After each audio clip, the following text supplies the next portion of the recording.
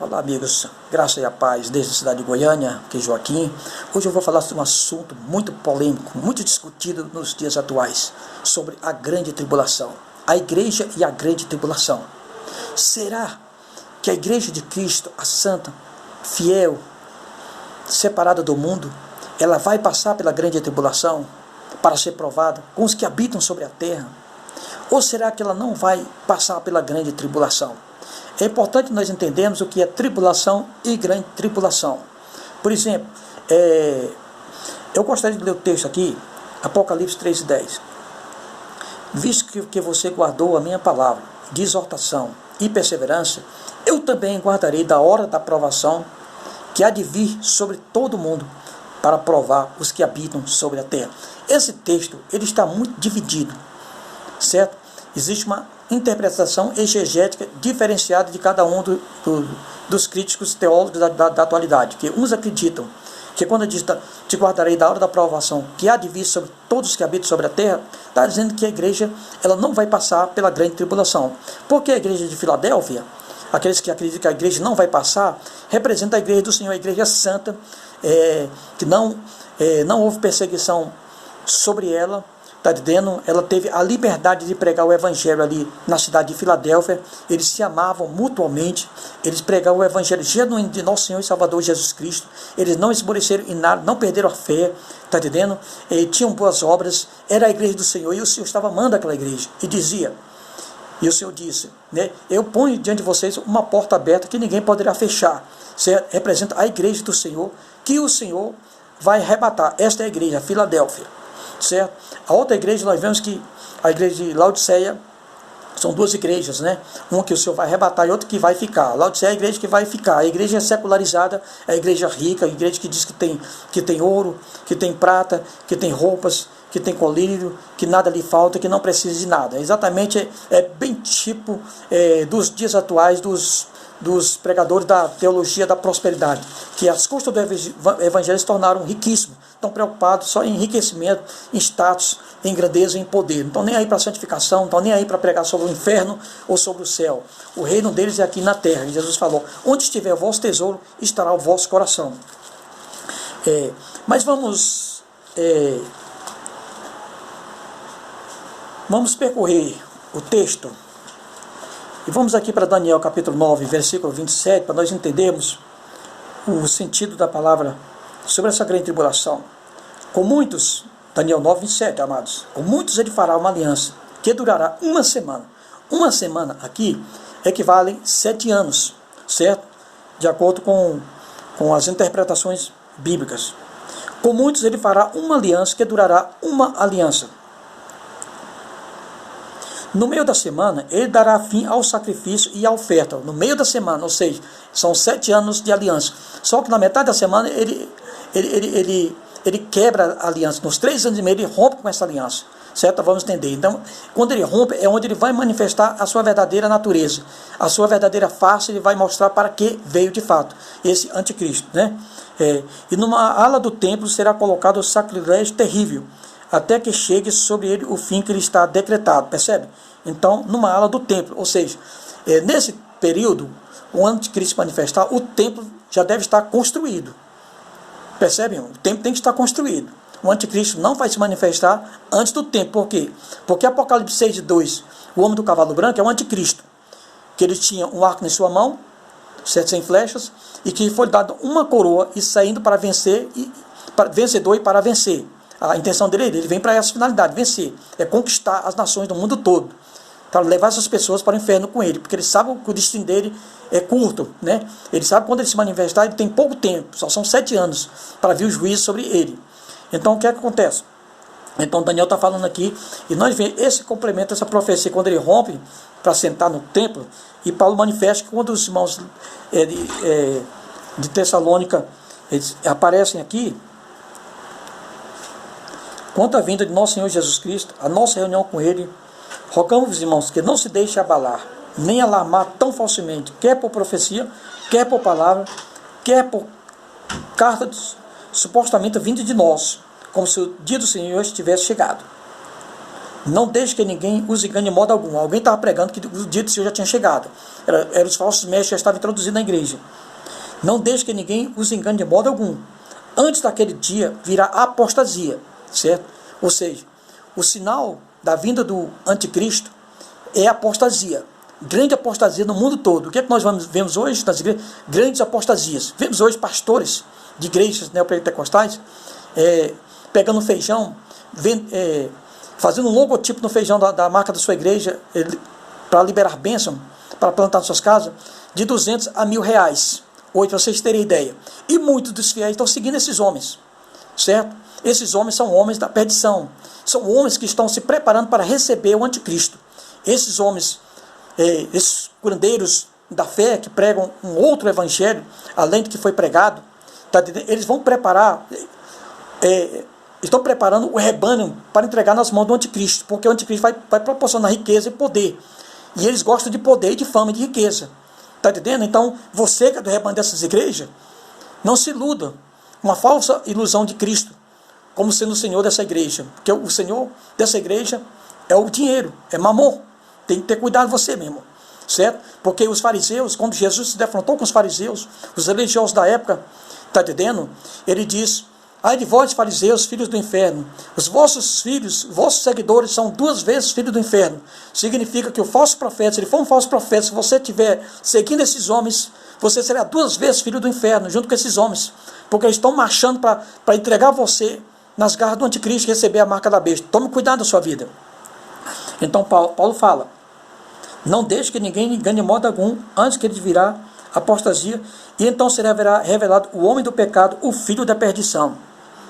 Este se opõe e se exalta acima de tudo que se chama Deus ou é objeto de adoração, chegando até mesmo a sentar no santuário de Deus, proclamando que ele mesmo é Deus. Entende? O que é que vai acontecer?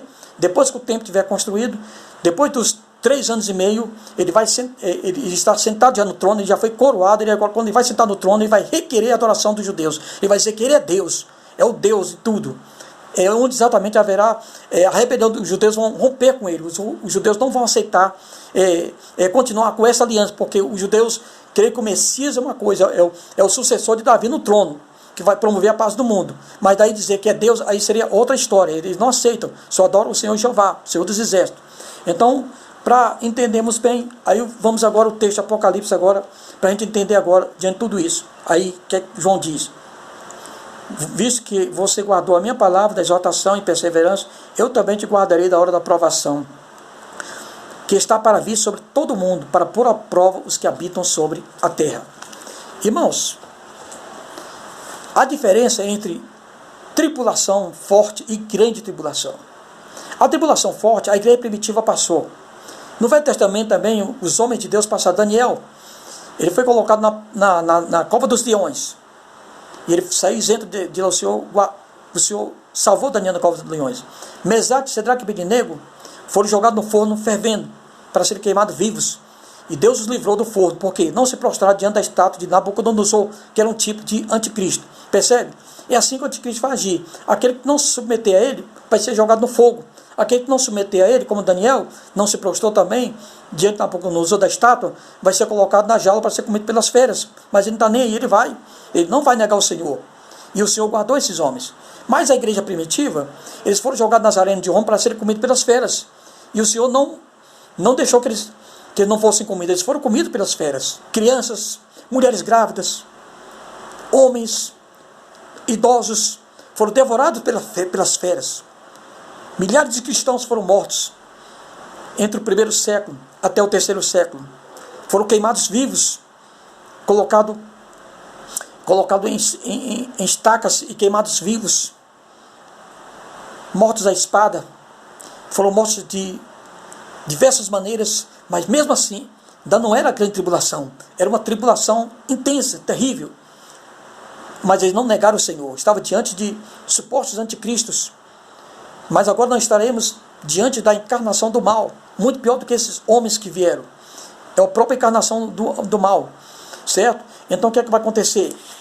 Quando vier a grande tribulação, o que é que vai acontecer na grande tribulação? Para ter ideia, eu falei sobre os 7 selos do Apocalipse. Nos 7 selos do Apocalipse, depois do cavalo branco, veio o cavalo vermelho, e Deus disse que foi tirado e que foi dada autoridade ao cavalo vermelho para que tirasse a paz dos homens, eles se matassem uns aos outros pela espada, está entendendo? Pela guerra.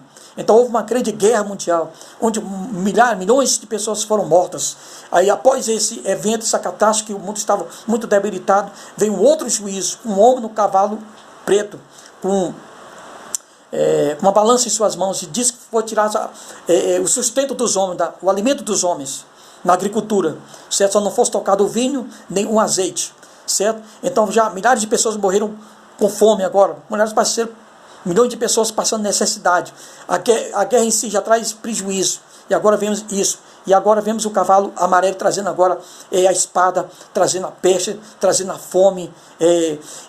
Um quarto da terra foi dizimado por esse cavalo amarelo. O Senhor disse, destrói, você tem liberdade para destruir um quarto da população mundial. Quase 2 bilhões de habitantes. Então a carnificina foi terrível. E aqueles que não foram comidos, não foi morto pela espada, nem pela peste, nem pela fome, foram mortos pelas feras selvagens. Para você ter ideia, isso é apenas os cedos do Apocalipse. Ainda havia o juízo das trombetas, outros juízos viriam, certo? Então é justo que a igreja passasse por isso. Então esses homens dizem que a igreja vai ficar, diante disso, a igreja não vai sofrer as consequências, ela vai ser tirada como Daniel foi tirado. Não, não vai. Esse juízo aqui é para aqueles que rejeitaram o evangelho. Esse juízo aqui da grande tribulação é para aqueles irmãos que rejeitaram a graça de Deus. Porque o texto diz aqui, o texto diz aqui, eu te guardarei da hora da provação, que há de vir sobre os que habitam sobre a terra. Não na hora da grande tribulação, que a igreja estaria na grande tribulação. Não, é da hora. Ou seja, antes que houvesse esse grande evento, essas grandes catástrofes cósmicas, ou seja, um juízo através do anticristo aqui destruindo tudo, e um juízo, o juízo vindo dos céus através do cosmos também, a natureza, o sol escurecendo, lua virando sangue, os meteoros caindo sobre a terra, destruindo os prédios, destruindo tudo quanto é construção, não tinha lugar para os homens se esconderem, de forma que os homens diziam aos montes, cai sobre nós, esconde-nos da ira do cordeiro. Não, a igreja não pode estar nesse contexto, irmãos, certo? O que é que vai acontecer? A igreja nem vai ser tirada antes da tribulação, nem vai ser tirada no meio da tribulação. A igreja vai ser tirada. A igreja vai passar os 3 anos e meio aqui com o anticristo, pregando o evangelho. O Espírito de Deus ainda vai estar com eles, dizendo que aquele homem, que aquelas mensagens são falsas, advertindo para que muitos não recebam a marca da besta, porque o governo do anticristo será um governo ainda pacífico. Não haverá uma intensa perseguição sobre a igreja até os 3 anos e meio. Haverá tipo uma democracia religiosa como nós temos hoje, certo? Mas ele vai usar os artifícios, está entendendo? Então muitos vão ser enganados, os judeus foram enganados, muitas das nações serão enganadas, muitos dos líderes religiosos vão ser enganados, vão receber a marca da besta, de forma espontânea, vai levar o seu rebanho a receber essa marca também da besta. Mas a igreja do Senhor, a Filadélfia, vai dizer, não podemos receber essa marca, não podemos nos submeter, esse homem não é o nosso Messias, o nosso Messias já está na glória, o nosso Messias nós estamos esperando para o grande dia do arrebatamento. Então quando o anticristo rompeu o pacto de aliança de 3 meses que ele fez com Israel, certo? Quando ele vai sentar no trono agora, ele vai dizer agora, eu quero que todos vocês me adorem. Eu sou Deus de vocês. Eu resolvi o problema de vocês financeiro. Eu resolvi os problemas do mundo. Eu quero adoração. Enquanto ele se prostrar com essa frase, os judeus vão entender que aquele é um falso Messias, que eles foram enganados, eles não vão se prostrar, é onde eles serão mortos também, certo? É aí onde começa a grande tribulação. E quando ele tentar destruir a igreja, o Senhor vai arrebatar a sua igreja. É nesse ínter que a igreja do Senhor será arrebatada ao encontro do Senhor nos ares. Louvado seja Deus. Sim, irmãos, os 3 anos e meio a igreja é testemunha. É ela quem vai advertir os que estão sobre a terra, que não recebam aquele homem como Messias e nem a sua marca. Entende, queridos? E assim fica assim, essa palavra sobre a igreja e a grande tribulação. Na grande tribulação a igreja não estará na terra, sem dúvida alguma. Amém? Que Deus e Cristo possa nos abençoar. Amém.